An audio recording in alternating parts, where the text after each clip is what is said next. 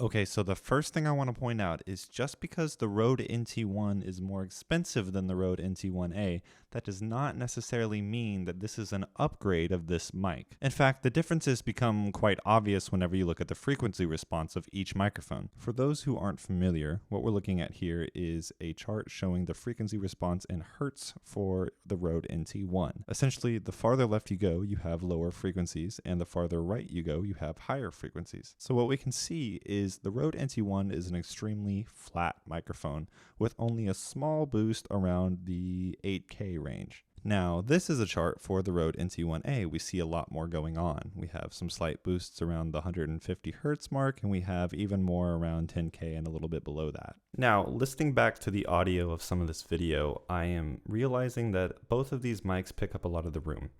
And the more I think about it, I think that's a good thing. I think anyone who's buying this microphone probably is working under a limited budget and they probably don't have a super treated room. So please pay close attention to the room noise, and if one of them is maybe more desirable, less desirable, yeah, just take that into account. Okay, so now I've switched over to the actual microphones in order to explain this concept. Because the Rode NT1 has an extremely flat response, it means that there's more room for post-processing. Let's say that we didn't want that boost in the high frequencies. Well, there's going to be less to cut now, and therefore less processing that goes on because it is essentially a blank canvas. Now, on the other hand, the Rode NT1A, because of its boosts in certain frequency ranges, might be brighter, and you might like that. It might have a better sound right off the bat. Now, if this were the case, you might have to do less processing than you did on the NT1 because you like the sound right off the bat. The natural sound of the microphone is something you prefer over the sound of something more flat. Now, one thing to note, because the Rode NT1A boosts certain signals, you might hear more of your room. For example, if I just remain quiet for a little bit, this is not a sound-treated room. Let's see what we can hear. This, and among other reasons, means the Rode NT1 is going to have less self-noise, and it's also going to pick up less of the room. One thing I should note, I'm borrowing the NT1A from a friend, and he unfortunately does not have the shock mount that comes with it, so we are using the Rode NT1 shock mount. Both of these microphones are fixed polar patterns. They are both cardioid. Now, one thing I can really say about the Rode NT1, where it is clearly a little bit better than the Rode NT1A, is the build quality. It is significantly heavier than this mic. The metal is a little bit more rugged. It just feels more solid. Now, of course, all of this means nothing if you don't hear it. So let's listen to some musical examples now. And first we're going to start with some vocals, and then we're going to put those vocals on a track. We're going to do a blind test of a guitar, and then we are going to do a not blind test of a guitar. So you can use your ears, and then you can use your ears in your personal opinion/sight.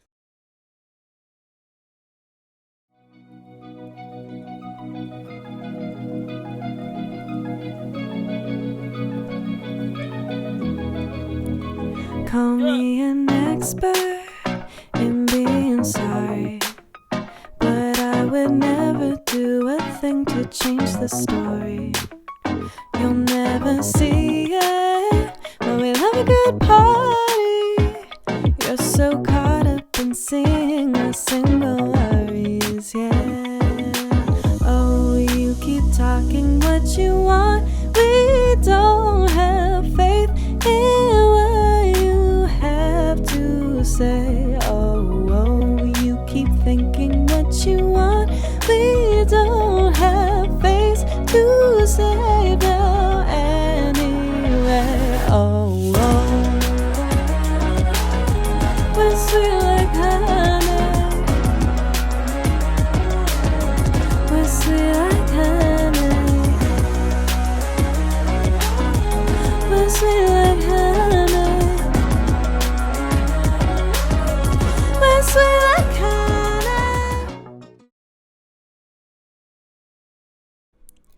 Call me an expert in being sorry, but I would never do a thing to change the story. You'll never see it, but we'll have a good party. You're so caught up in seeing our single worries, yeah. Oh, you keep talking what you want. We don't have faith in what you have to say. Oh, you keep thinking what you want. We don't have face to save now anyway. Oh. We're sweet like honey. We're sweet like honey. We're sweet like honey. We're sweet like honey.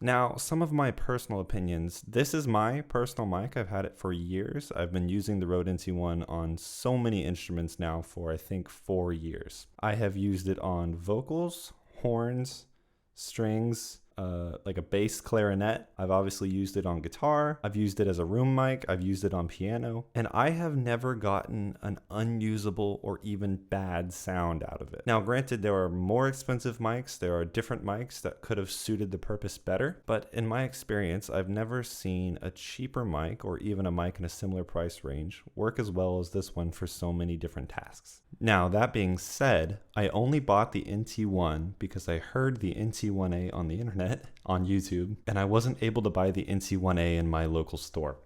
So I bought the NT1 instead. So you could say the whole reason I bought the NT1 in the first place was because of the NT1A. It inspired me. Now, in my opinion, both of these are one of, if not the best budget mics you could possibly buy. But like I said in the beginning of the video, it really depends on what you want out of your microphone. These are not the same. They share the same model name, they're separated by one letter, but again, this is an extremely flat microphone with minimal noise.